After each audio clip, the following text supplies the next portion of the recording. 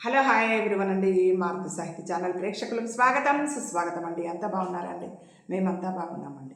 ఈరోజు మన మారుతి సాహిత్య ఛానల్లో ఎద్దనపూడి సులోచన రాణి గారు రచించినటువంటి సెక్రటరీ నావెల్లో ఈరోజు ఎపిసోడ్కి వెళ్ళే ముందు నిన్నటి ఎపిసోడ్లో ఏం జరిగిందో ఒక్కసారి మననం చేసుకుందామండి. అయితే రాజశేఖరం గారు ఊళ్ళో లేకపోవడం, జయంతి ఆఫీస్ పనులు అక్కడే వాళ్ళ ఇంట్లోనే ఉండడం, ఆ టైంలో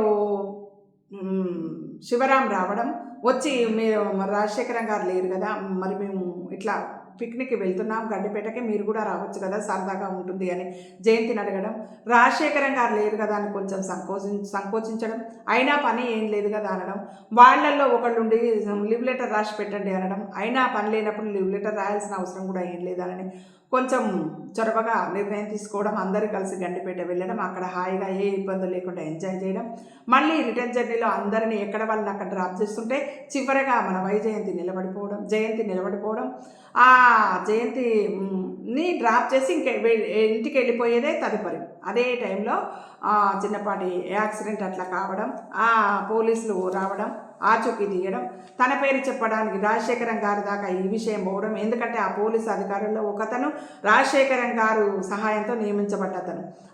అట్లా మళ్ళీ ఈ విషయం చుట్టూ తిరిగి మళ్ళీ రాజశేఖరం గారి దగ్గరికి వెళ్ళడం, అమ్మాయి ఇట్లా జరిగిందని ఫోన్లో రాజశేఖరం గారితో మాట్లాడడానికి ఇబ్బంది పడడం, అంతవరకు జరిగింది కదండి. ఈరోజు ఎపిసోడ్లో ఏం జరగబోతుందో చూద్దామండి. ఇందాక సికింద్రాబాద్ నుంచి వస్తుంటే లిఫ్ట్ ఇస్తున్నానని చెప్పావు, మళ్ళీ ఇప్పుడు ఇదే పోలీస్ అధికారి కోపంగా చూశాడు. ప్రకాశం వాళ్ళ మాటలు లక్ష్య పెట్టనే లేదు. చేతిలో ఉన్న సిగరెట్ గుమ్మంలో నుంచి అవతలకు గిరాటెట్టి జయంతికి దగ్గరగా వచ్చి, నువ్వు భయపడితే లాభం లేదు జయంతి అన్నాడు. జయంతి మాట్లాడలేదు. కళ్ళ నిండా నీళ్లు తిరిగాయి. సబ్ ఇన్స్పెక్టర్ మళ్ళీ ఫోన్లో మాట్లాడడం మొదలుపెట్టాడు. హలో, ఆ అమ్మాయి మాట్లాడడానికి ఇష్టపడటం లేదు బొత్తిగా, అతనేమో మాట్లాడమని బలవంతం చేస్తున్నాడు. ఏమిటి వర్ణించమంటారా? క్షణంసేపు నెత్తికొక్కొని అతను జయంతి వైపు చూస్తూ, ఎలా ఒక పని చేస్తాం, ఎలాగో మీ నిద్ర పాడు చేశాం, మీరు ఒక్క నిమిషం అనుమతిస్తే వీళ్ళని తీసుకుని మీ దగ్గరికి వస్తాం, 10 నిమిషాల కంటే ఎక్కువ పట్టదు, ఇప్పుడే అని ఫోన్ పెట్టేశాడు. అంతా చెవులప్పగించి వింటున్న జయంతి కళ్ళు వెడల్పైనాయి. ఇప్పుడా? ఈ సమయంలోనా? ఇలాంటి పరిస్థితుల్లోనా అతని దగ్గరికి వెళ్ళడం, అంటే రాజశేఖర్ దగ్గరికి వెళ్ళడం? జయంతి ఆలోచిస్తుండగానే పోలీస్ వ్యాను రాజశేఖరం ఇంటి ఆవరణలోకి వచ్చి ఆగింది. శేఖరం ముందు హాల్లో సోఫాలో కూర్చొని ఉన్నాడు. ముందు వెళ్ళిన సబ్ ఇన్స్పెక్టర్ని చూసి విష్ చేశాడు. వాళ్ళ వెనుక పాలిపోయిన మొహంతో, చెదిరిపోయిన జుట్టుతో, నిద్రలో నడుస్తున్న దానిలా వస్తున్న జయంతిని చూసి తెల్లబోతూ, జయంతి అంటూ లేచి నిలబడ్డాడు. జయంతి చూపులు నేల కంటుకుపోసాగాయి. వచ్చిన వాళ్ళు జరిగిందంతా చెప్పారు. ఫోన్లో మాట్లాడకపోతే నాకు అనుమానం వేసింది అన్నాడు ఎలాగో అయిపోయిన శేఖరం. అతను మళ్ళీ జయంతి వైపు చూడనే లేదు. ప్రకాశం ముందుకు వచ్చి జరిగిందంతా చెప్పాడు. అతను మళ్ళీ జయంతి వైపు చూడలేదు. అతనెవరో శేఖరానికి, అసలు ప్రకాశం ఎవరో శేఖరానికి తెలియదు. ఇంతకుముందు ఎక్కడా చూసినట్లు కూడా గుర్తులేదు. అతనే శివరాం స్నేహితుడని చెప్పుకున్నాడు. సారీ సార్, మీకు ట్రబుల్ ఇచ్చినట్లు ఉన్నాం, వస్తాం కరచాలనం కోసం చేయి చేస్తూ అన్నాడు సబ్ ఇన్స్పెక్టర్. పర్వాలేదు, థ్యాంక్స్. శేఖరం వాళ్ళని బయట వరకు పంపించడానికి వచ్చాడు. వరండా దిగబోతుండగా సబ్ ఇన్స్పెక్టర్, మరి ఆమె ఇంటికి అన్నాడు సందేహంగా. నేను తీసుకెళ్ళి వాళ్ళకి చెప్పి డ్రాప్ చేసి వస్తాను అన్నాడు శేఖరం. ప్రకాశం కూడా వాళ్ళతో వెళ్ళిపోయాడు. అందరూ వెళ్ళిపోయిన తర్వాత వెంటనే బయటకెళ్ళి కారు గ్యారేజ్ నుంచి తీసి బయటకు తెచ్చాడు. జయంతి మెల్లగా వచ్చింది. వెనుక సీట్లో కూర్చుందామని వెళ్ళబోతున్న జయంతి అప్పటికే శేఖరం డోరు తెరిచి పట్టుకోవడంతో ముందు సీట్లోకి వచ్చి కూర్చోక తప్పలేదు. అతనేం మాట్లాడలేదు. జయంతి కూడా మాట్లాడలేదు. కారు ఇంటి దగ్గరకు వచ్చేస్తుండగా శేఖరం హఠాత్తుగా, ప్రకాశానికి నీకు ఎన్నాళ్ళ నుంచి పరిచయం అన్నాడు. అతని కంఠస్వరం మామూలుగా ఉన్నట్టే అనిపించినా అడిగే తీరు జయంతికి పూర్తిగా కొత్తగా అనిపించింది. ఏ సమాధానం చెప్పడానికి నోట్లో నుంచి మాట రాలేదు. కొంచెంసేపు సమాధానం కోసం ఎదురు చూసిన అతను జయంతి ఏం మాట్లాడలేకపోవడంతో, చెప్పడం ఇష్టం లేకపోతే పర్వాలేదు అన్నాడు. శివరాం పరిచయం చేశాడు. ఎలాగో నోరు పెకిలింది జయంతికి. శివరాంతో మీ పరిచయం ఎంత, ఎన్నాళ్ళ నుంచి? జయంతికి ఎందుకో బాగా కోపం వచ్చింది. ఆ మాటకొస్తే రాజశేఖరం పరిచయం మాత్రం ఎన్నాళ్ళయింది?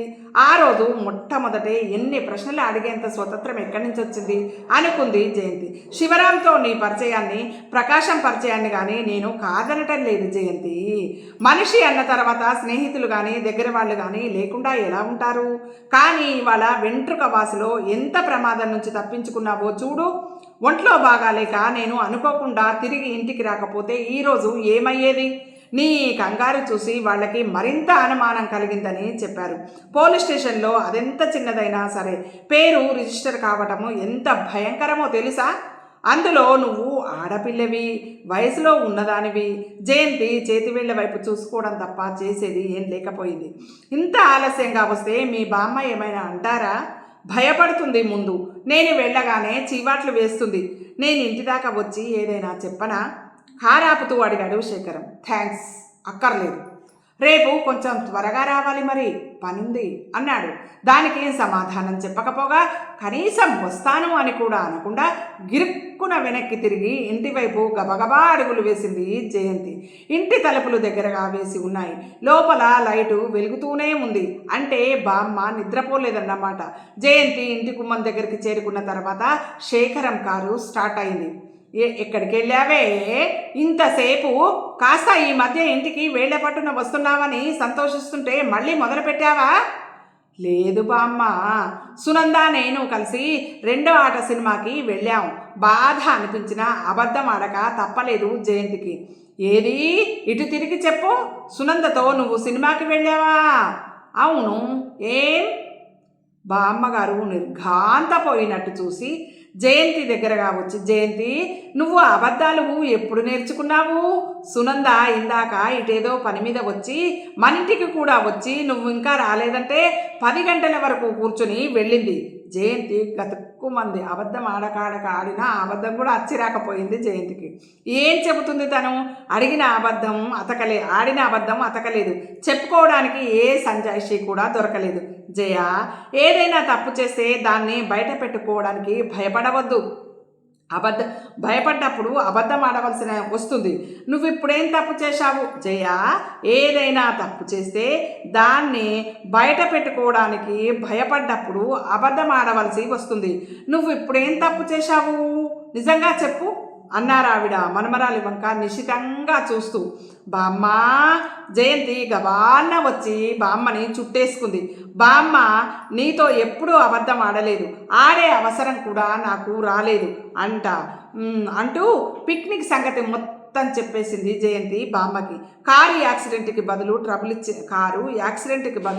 యాక్సిడెంట్ అయిందనే విషయం చెప్పకుండా భయపడుతుంది. ఏమైనా దెబ్బలు తగిలినో అనుకుంటుంది. కారు మధ్యలో ట్రబుల్ ఇచ్చింది అని మాత్రం చిన్న అబద్ధం, ఆ నిజంలో మళ్ళీ ఒక చిన్న అబద్ధం చెప్పింది. కారు యాక్సిడెంట్ అయిందని చెప్పే బదులుగా చిన్న ట్రబుల్ ఇచ్చింది అని ఒక చిన్న అబద్ధం చెప్పింది బామ్మకి జయంతి. బామ్మగారేమీ అనలేదు. మనుమరాలి తల నిమురుతూ, జయ, మనకి ఉద్యోగాలు బయట తిరగడాలు సరిపోవురా. నువ్వు త్వరలో ఉద్యోగం మానేస్తే నాకు మనశ్శాంతిగా ఉంటుంది తల్లి అంది. జయంతి మెల్లగా ఆవిడ చేతుల్ని తప్పించుకొని బట్టలు మార్చుకోవడానికి వెళ్ళిపోయింది. తర్వాత ఆవిడ నోటి నుంచి రాబోయే మాటలు సుపరిచితమే. అవే వచ్చాయి కూడా. నిన్నో ఇంటి దాన్ని చేస్తే మర్చిపోయానే, రేపు శ్యామలమ్మ గారి అక్క కొడుకు వస్తున్నట్ట. నిన్ను చూపితే నువ్వు ఆ అబ్బాయికి తప్పకుండా నచ్చుతావని ఆవిడ చెబుతోంది. మరి బామ్మ, ఆకలేస్తుంది, ఇదిగో పెడుతున్నా. ఆస్తి ఏమీ లేదట, ఏదో ఉద్యోగం, పోయే ఉద్యోగం కాదట, స్థిరపడిందట. అంటే ఏంది? పర్మనెంట్ ఉద్యోగం. మనకి పోయే ఉద్యోగం కాదంటే పర్మనెంట్ ఉద్యోగం, మధ్యలో తీసేస్తారన్న భయం లేదు అన్నట్టు. పోయే ఉద్యోగం కాదు అంటే. బామ్మగారి మాటలు వింటూనే పరధ్యానంగా ఆలోచిస్తున్న జయంతి అలవాటుగా మంచం మీద పడుకుని నిద్రపోయింది. మర్నాడు శేఖరం దగ్గరకు వెళ్ళకూడదని లేస్తూనే నిశ్చయించుకున్న జయంతి తాపిగా ఆ పని ఈ పని చూడటం మొదలుపెట్టింది. అమ్మా జయ, ఈ పూట వెళ్ళకపోయినా పర్వాలేదా అని అడిగింది బామ్మగారు. ఎందుకు? యథాలాపంగా అడిగింది జయంతి. అబ్బాయి వస్తాడని చెప్పలా రాత్రి? అతనేదో మళ్ళీ రాత్రి ట్రైన్కి అర్జెంటుగా వెళ్ళిపోవాలట. అంతగా అయితే మీ సుమిత్రాదేవికి రాలేదని చీటీ రాసి పంపు. జయంతి మొహం తిప్పేసుకుంది. పిచ్చి బామ్మ సుమిత్రాదేవి దగ్గరే ఇంకా ఉద్యోగం చేస్తున్నానని అనుకుంటోంది. జయంతి నిట్టూర్పు విడిచింది. రాజశేఖరం ఒంటరివాడని, అతని దగ్గర తాను సెక్రటరీగా చేస్తున్నానని తెలిస్తే బామ్మ కాళ్ళు విరగొట్టి ఇంట్లో కూర్చోబెడుతుంది. ఏం రాస్తున్నావా సెలవు చీటి? లేదు బామ్మ, నేను ఇవాళ అర్జెంటుగా వెళ్ళాలి. జయంతి పెళ్లి చూపుల బేరం తప్పించుకోవడానికి రోజు కంటే ముందుగానే తయారై ఆఫీస్కు బయలుదేరి వెళ్ళింది. ఆ రోజు 1 గంటకి భోజనానికి వచ్చినప్పుడు శేఖరం, నిన్ను సాయంత్రం వెళ్ళేటప్పుడు కామేశ్వరమ్మ గారు రమ్మనమని కబురు చేశారు. సాయంత్రం అయితే ఆలస్యం అవుతుంది అనుకుంటే 1 గంటకే వెళ్ళిపో అన్నాడు. జయంతి తలెత్తి చూసింది. అతని మొహం మామూలుగానే ఉంది. రాత్రి జరిగిన సంఘటనకి విసుక్కున్నట్టు కానీ అసహించుకున్నట్టు కానీ ఏమీ లేదు రాజశేఖరం గారి మొహం. జరిగింది తను వివరంగా చెబితే శేఖరానికి ఇంకొంచెం బాగా అర్థమవుతుందని అనిపించిన జయంతి ఏదో చెప్పబోతుండగా శేఖరం మధ్యలోనే వారిస్తూ, ఆ విషయం నేను మర్చిపోయాను, మీరు కూడా మర్చిపోండి. అందరి జీవితాల్లోనూ ఏదో ఒకటి జరుగుతూనే ఉంటుంది. కాకపోతే ఆ జరిగింది ఎదుట వాళ్ళ జీవితానికి ముడిపెడితేనే బాధ అనిపిస్తుంది. ఇప్పటి వరకు మీరు నా సెక్రటరీగా చేస్తున్నారని చాలామందికి తెలియదు అన్నాడు. అతను బయటకు వెళ్ళిపోయే ముందు కామేశ్వరమ్మ గారి దగ్గరికి వెళ్ళటం మానటం కానీ మర్చిపోవటం కానీ చెయ్యొద్దని మరోసారి హెచ్చరించి వెళ్ళిపోయారు శేఖరం గారు. జయంతి సాయంత్రం అవుతుండగా శేఖరం కారులోనే కామేశ్వరమ్మ గారి దగ్గరికి వెళ్ళింది. రామ్మారా, ఇదిగో కావుడు, మీ అమ్మాయి వచ్చింది. ముందు గదిలో కూర్చుని ఏదో పేపర్ చూసుకుంటున్న డాక్టర్ గారు బిగ్గరగా లోపలికి కేక వేశారు. ఏదో పని చూసుకుంటున్న ఆవిడ అలాగే వదిలేసి వచ్చి, వచ్చావా, వస్తావో రావో అనుకున్నాను అంటూ 2 చేతులు చాపి దగ్గరకు తీసుకున్నారు. ఎవరిని? జయంతిని. ఆవిడ కబురు చేసిన అసలు విషయం, రేపు గీత పుట్టినరోజుట. సునంద జయంతి తప్పకుండా ఇంటికి భోజనానికి రావాలిట. ఇప్పుడు జయంతితో పాటు తను కూడా స్వయంగా వచ్చి సునందని, జయంతి వాళ్ళ బామ్మగారిని పిలుస్తానంది. వద్దండి, మీకు శ్రమ దేనికి? రేపు నేను సునంద తప్పకుండా వస్తాం. బామ్మ గుండెదడ మనిషి, ఎక్కడికి రాదు. మరోసారి ఎప్పుడైనా మిమ్మల్ని మా ఇంటికి తీసుకెళ్ళి చూపిస్తాను బామ్మని అంది జయంతి. ఇప్పుడు ఈవిడ ఇంటికి వస్తే భోజనం దేవుడెరుగు. బామ్మకి తన వనితా విహార్లో ఉద్యోగం వదిలేసి శేఖరం దగ్గర చేరినట్టు తేలుస్తుందనే జయంతి భయం. మర్నాడు సునంద జయంతితో పాటు శేఖరం కూడా భోజనానికి వచ్చాడు. సునంద, జయంతి, శేఖరం ముగ్గురు భోజనానికి వచ్చారు. కానీ అతను ఎక్కువసేపు ఉండలేదు. వచ్చిన అరగంటకే వెళ్ళిపోయాడు. వెళ్ళబోయే ముందు జేబులో నుంచి కార్డు తీసి కామేశ్వరమ్మ గారి చేతికిస్తూ, సాయంత్రం 5 గంటలకి కారు పంపుతాను, రవీంద్ర భారతిలో సోవియట్ బాలే ఉంది, మీరు 4 రండి అని వెళ్ళిపోయాడు. అతను వెళ్ళిపోయిన తర్వాత శేఖరం కుటుంబంతో తన కుటుంబానికి ఎన్ని సంవత్సరాల నుంచి పరిచయం ఉందో, చిన్నప్పటి నుంచి గీతా శేఖరం ఎలా కలిసి ఉండేవాళ్ళో, ఎంత ఆత్మీయతగా పెరిగారో కథలు చెప్పటం మొదలుపెట్టింది. పైకి కనిపించకపోయినా గీత మరణంతో శేఖరం కూడా చాలా దెబ్బతిన్నాడని, అతని హృదయంలో కూడా చాలా వెలితి ఏర్పడిందని, మునుపటంతటి ఉత్సాహంగా లేడని ఆవిడ చెప్తుంటే జయంతి, సునంద వింటూ కూర్చుండిపోయారు. సాయంత్రం శేఖరం చెప్పినట్టే అందరూ రవీంద్ర భారతికి వెళ్ళారు. వాళ్ళు వెళ్ళి కూర్చున్న తర్వాత శేఖరం ఎప్పుడో వచ్చాడు. వెంట 4-5 ఉన్నారు. బాలే పోగానే బయటికి వస్తుండగా కలిసిన శేఖరం ఒక్క క్షణం జయంతి వాళ్ళ దగ్గర ఆగి, జయంతి, రేపు ఉదయం నువ్వు రాకు, సాయంత్రం 5 గంటలకి రా, గోకుల్ విహార్లో వీళ్ళకి పార్టీ ఉంది అని మరో మాటకి అవకాశం ఇవ్వకుండా వెళ్ళిపోయాడు. వచ్చేస్తుండగా అతను కారు మనకిచ్చేశాడు. ఇంటికెలా వెళ్తాడు అంది సునంద. కార్లకేం కొదవా, ఎవరో ఒకరు డ్రాప్ చేసేస్తారు అన్నారు కామేశ్వరమ్మ గారు. మిమ్మల్ని దించేసిన తర్వాత క్లబ్కి తీసుకురమ్మన్నారు కారుని అన్నాడు డ్రైవర్. మర్నాడు సాయంత్రం జయంతి శేఖరం చెప్పినట్టే ఉదయం రాకుండా సాయంత్రం వచ్చింది. జయంతి వచ్చేసరికి ముందు హాల్లో శేఖరంతో పాటు కామేశ్వరమ్మ గారు, సుబ్రహ్మణ్యం గారు కూడా కూర్చొని ఉన్నారు.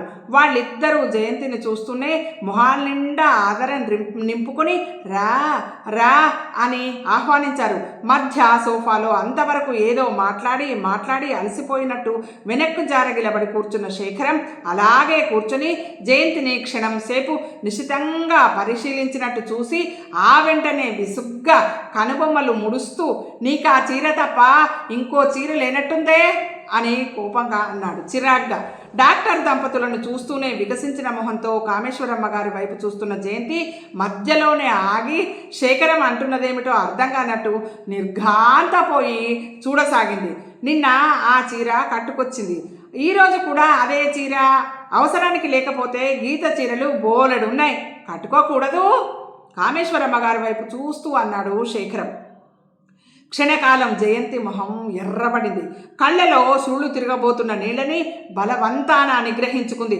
మరుక్షణం అక్కడి నుండి పారిపోయి ఎక్కడికైనా మొహం దాచేసుకోవాలని అనిపించింది జయంతికి. తన పేదరికాన్ని ఇంత సూటిగా చులకనగా అందరి ముందు వేలెత్తి చూపిస్తాడని కలలో కూడా అనుకోలేదు జయంతి. తన మీద తనకి జాలి, శేఖరం అంటే అసహ్యం రెండూ ఏకకాలంలో కలిగాయి. డాక్టర్ గారు కామేశ్వరమ్మ గారు కూడా తెల్లబోవడంతో హాలంతా మౌనం వాతావరణం ఆవరించింది. సుబ్రహ్మణ్యం గారు ఉన్నట్టుండి నవ్వు తెచ్చిపెట్టుకుంటూ, శేఖరం, నువ్వు ఆడవాళ్ళ చీరలు గుర్తుపెట్టుకోవడం ఎప్పటి నుంచి నేర్చుకున్నావు? కొత్తగా ఉందే, నీ నోటి నుంచి ఇలాంటి మాటలు వినడం ఇదే మొదటిసారి, ఆశ్చర్యం కూడా అనిపిస్తోంది అంటూ స్థాణువులా నిలబడిపోయిన జయంతి వైపు మరింత ఆదరంగా చూస్తూ, రామ్మా రా అన్నారు. శేఖరం జయంతి వైపు చూసి తల తిప్పేసుకున్నాడు. సిగ్గుతో, హఠాత్తుగా అనుకోకుండా కలిగిన అవమానంతో నరం మెలిదిరిగిపోతున్న జయంతి క్షణం సేపు తనకి ఒంట్లో బాగోలేదని ఇంటికి వెళ్ళిపోనిమ్మని అడగాలని అనిపించింది జయంతికి. కానీ అది మరీ అసాధ్యంగా తోచి మెల్లగా ఎలాగో వచ్చి కామేశ్వరమ్మ గారి పక్కన కూర్చుండిపోయింది. ఏది, వెనక్కు తిరుగు, నీకోసం పూలమాల కట్టి తెచ్చాను అంది కామేశ్వరమ్మ గారు టేబుల్ మీద పెట్టిన కాగితం పొట్లను తీసి అందులో నుంచి మాల తీస్తూ. సన్నజాజులు, మరవం, అక్కడక్కడ కనకాంబరాలు కలిపి కట్టిన మాల అది. దాని అందాన్ని పరికించే స్థితిలో జయంతి లేదు. యాంత్రికంగా ఆ దండను అందుకొని అది చేతిలో పట్టుకుని అలాగే కూర్చుండిపోయింది. ఇంతలో నాయర్ టీ తీసుకురావడంతో ప్రసంగం మారిపోయింది. సుబ్రహ్మణ్యం గారు తెలివిగా ఆ ప్రసక్తి మర్చిపోయేలా చేశారు. టీ తాగిన తర్వాత అందరూ బయటకొచ్చి కారులో కూర్చొని బయలుదేరబోతుండగా వెనుక సీట్లో కూర్చున్న కామేశ్వరమ్మ గారు, శేఖరం, ఒక్క నిమిషం వెనక్కి తిప్పి మా ఇంటికి తీసుకెళ్ళాలి అంది. ఎందుకు? ముందు సీట్లో శేఖరం పక్కన కూర్చున్న డాక్టర్ గారు వెనక్కి తిరిగి అడిగారు. పనుంది ముక్తసరిగా అంది.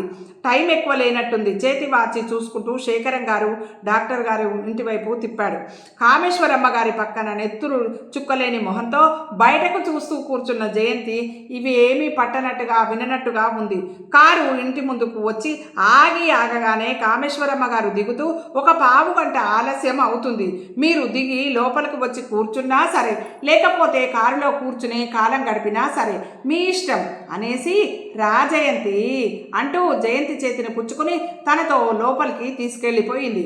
జయంతి చేతిని వదలకుండా అలాగే పట్టుకుని లోపలికి లాక్కెళ్ళిన ఆవిడ వెంటనే ఓ చిన్న బీరువా తెరుస్తూ, నువ్వు బట్టలు మార్చుకో జయంతి, చూడు ఈ చీరల్లో నీకేది నచ్చిందో చూసుకో అంది. నేనా? ఇప్పుడా? ఆశ్చర్యం అంతా రెండు కళ్ళలోనూ నింపి అడిగింది జయంతి.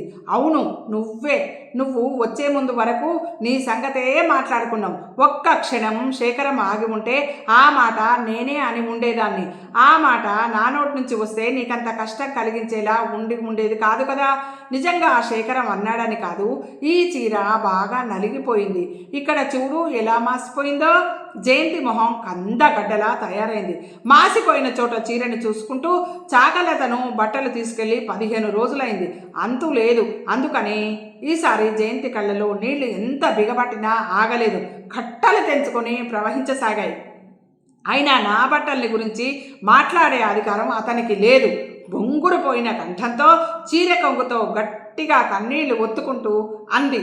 నిన్ను అతను వేరే ఉద్దేశంలో అనలేదు తల్లి, నువ్వు పొరపాటుగా అర్థం చేసుకోవటం నాకిష్టం లేదు. నిన్ను మాలో ఒకదాన్నిగా చూస్తున్నాడు. ఆ చనువుతో పైకి అనేశాడు రాజశేఖరం. హద్దు మీరిన ఆ చనువు నాకు అసహ్యం స్పష్టంగా అంది జయంతి. క్షణం సేపు జయంతి వైపు చూస్తుండిపోయిన కామేశ్వరమ్మ గారు తెప్పరిల్లినట్లుగానే, పోన్లే ఆ సంగతి మర్చిపోదాం, నా కోసం కట్టుకో, ఇదిగో ఈ తెల్ల చీర గీతకి చాలా ఇష్టం, నాకు కూడా. అసలు నిన్ననే అడగాలనుకున్నాను. కానీ చచ్చిపోయిన పిల్ల వాడిన వస్తువులు ఇస్తే ఏమంటావో అనుకుని ఆవిడ మధ్యలోనే ఆగిపోయింది. ఏమీ అనుకోను, మాకు అలాంటి సరదా ఉంటే ఇంకోసారి తప్పకుండా మీకు అలాంటి సరదా ఉంటే ఇంకోసారి తప్పకుండా తీరుస్తాను. కానీ ఇప్పుడు మటుకు నా వల్ల కాదు, నాకు అసలు ఒంట్లో బాగాలేదు, ఇంటికి వెళ్ళిపోతాను, మీరు కొంచెం చెప్పండి అని అంది జయంతి.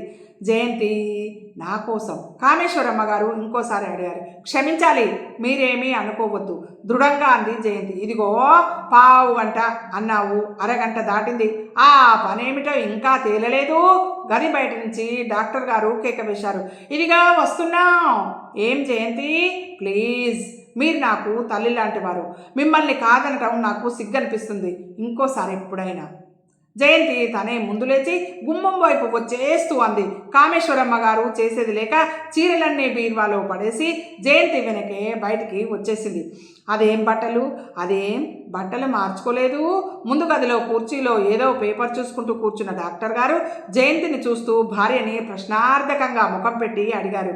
కిటికీ దగ్గర రెక్క మీద చెయ్యి వేసి బయట రోడ్డు మీదకి చూస్తున్న శేఖరం వెనక్కి తిరిగి చూశాడు.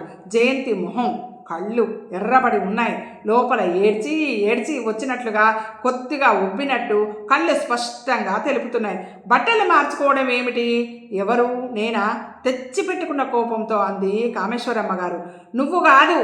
ఆయన జయంతి వైపు చూసి అర్ధోక్తిగా ఆగిపోయారు. పదండి, మీకు టైం అవుతోంది. అందరూ కారు వైపు నడిచారు. కారు హోటల్ చేరుకుంది. శేఖరం మోగించిన కారు హోటల్కి చేరుకుంది. శేఖరం మోగించిన హారన్ వింటూనే మేనేజరు పరిగెత్తుకొచ్చాడు. ఇది ఈరోజు ఎపిసోడ్ అండి. అక్కడ జరగబోయేటువంటి ప్రోగ్రామ్ ఎట్లా జరుగుతుందో రేపటి ఎపిసోడ్లో తెలుసుకుందామండి.